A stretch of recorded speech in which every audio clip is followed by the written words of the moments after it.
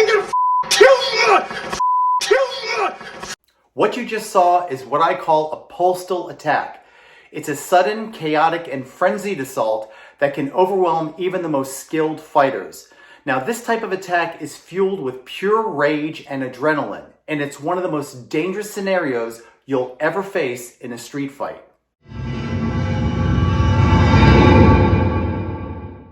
In today's video, I'll break down the postal attack, explain why it's so unpredictable and deadly, and show you the most effective countermeasure, my shielding wedge technique.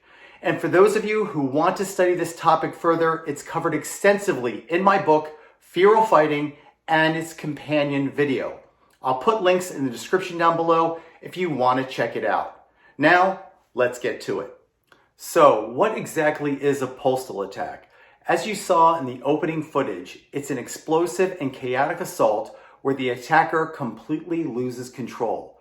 They're swinging their arms wildly, rushing at you like a freight train, and the whole situation is fueled by raw emotion, adrenaline, rage, fear, and even psychoactive substances like alcohol, cocaine, or even PCP. Now let's talk about why it's so dangerous. First, the sheer chaos of the attack can overload your cognitive brain. The suddenness of the assault makes it incredibly hard to process what's actually happening, let alone execute a precise defensive technique. That split-second freeze, that's where most people get hit, and they get hit hard. Second, the attack itself is completely unpredictable. The angles, rhythm, and trajectory are all erratic with no discernible pattern to exploit. Trained fighters, whether they're martial artists or MMA fighters, are accustomed to facing skilled opponents and predictable combat patterns, scenarios where movements, timing, and techniques follow a certain logic that can be anticipated and countered. They actually spend years of perfecting techniques for structured, rhythmic, and controlled attacks. But the postal attack, it's an entirely different beast. It's chaotic, unrefined, and utterly devoid of any order or any predictability that most trained fighters rely on to succeed. This is why conventional defensive techniques such as blocking, parrying, slipping, bobbing, weaving, they don't work effectively here. The chaotic nature of a postal attack makes those techniques too slow, too precise, and frankly, too risky in this kind of scenario. And let me be clear, I don't want to hear anyone saying they'd simply take the attacker to the ground. In a street fight, that's not a safe solution. The risks of multiple attackers, hard surfaces, or hidden weapons make ground fighting a dangerous and often catastrophic choice in this kind of situation. So what's the solution? Enter the shielding wedge. If you're finding this video helpful, make sure to smash the like button. It's a simple way to support the channel and also let me know that you want more content like this. Don't forget to subscribe and also hit the notification bell so you never miss a lesson that could actually make a difference in a real fight. And finally, if you know someone who could benefit from this knowledge, be sure to share this video. It might just help them stay safe. Together, let's spread the word about real self-defense. The shielding wedge is the ultimate countermeasure to a postal attack. It's actually inspired by the ancient Greek phalanx formation, a defensive military tactic where soldiers lock shields to form an impenetrable wall. Just like the phalanx protected soldiers on the battlefield, the shielding wedge protects you in the chaos of a street fight. Let me show you how to execute it properly. When delivering the shielding wedge technique, understand that the best vehicle to deliver it is either the de-escalation or natural stance. However, you can also deliver it with no stance at all. Next is the hand configuration.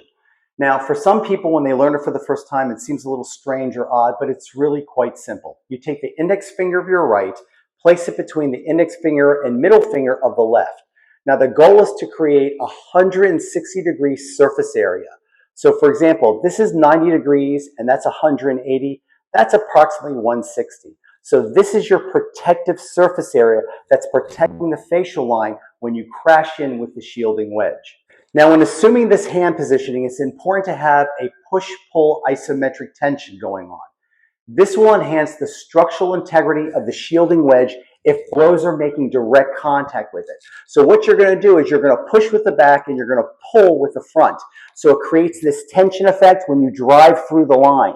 Again, when he's raining blows and if he does make contact with the palm, it's not going to deviate it. You're still going to be able to go straight in, crash through the center line, and get control of the adversary. The final component of the shielding wedge technique is the head and arm placement. First of all, remember that when you're using the shielding wedge, you want your arms fully locked. There's no bend, there's no snap. We're not trying to strike them like a webbing technique in the Widowmaker program.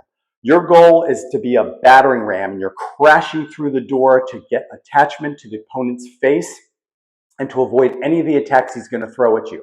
Make sure that you look directly forward. Do not look down at the ground. It doesn't provide any vital data. Looking behind your hands will still let you pick up on the periphery of any attacks. And not just that, it could be multiple attackers entering the fight or maybe something in your environment that's now really dangerous. So make sure that you look directly behind the hand as you crash through the line. Your shoulders will naturally protect the lateral side of your face against blows. You're crashing through just like so. Make sure that your head is also your facial line, your facial targets on your center line are protected behind the hand as you crash through. These things combined together create an incredible defensive structure that allows you to close the distance gap and crash through going through the fire. In this video footage, a CFA student demonstrates the shielding wedge technique combined with a forward lunge. The forward lunge enhances this technique in two key ways. One, it prevents being overpowered by a charging adversary, creating a stable and proactive defense. Two, it allows you to close the distance quickly, gaining a strategic advantage in both offense and defensive control. The shielding wedge offers 4 tactical advantages. Number 1, simplicity. It's a gross motor skill, easily to learn and apply, even under high stress conditions. 2, it's instinctive reaction. Shielding your face is a natural response. The shielding wedge refines this instinct into a defensive structure. 3, non-threatening appearance. From a de-escalation stance, it doesn't look aggressive, making it ideal during the pre-contact stage of combat. And 4, follow through. After deflecting the attack, the wedge flows seamlessly into offensive techniques like our raising methodology. As I've said time and time again, in a street fight, you never know if the opponent is concealing a knife in his hand. Some may question whether this works against a knife attack, but while no technique is 100% foolproof, the shielding wedge disrupts the attacker's ability to deliver a controlled stab, reducing the threat and putting you in an offensive position. Although not specifically designed to defend against a knife attack, the shielding wedge remains your safest option if a knife is present during a ballistic postal attack. Unlike other defensive techniques that require you to commit both arms to one attacking limb, the shielding wedge drives straight through the center line with locked arms, like a battering ram, making contact before the arc of the slash or stab can follow its intended trajectory. The shielding wedge is your modern-day shield, a simple yet powerful tool to protect yourself against the chaos of a postal attack. As I said earlier, if you want to research this further, check out my book, Fear of Fighting, and the instructional video that we have available on my website. As always, thanks for watching, and I'll see you at the next video.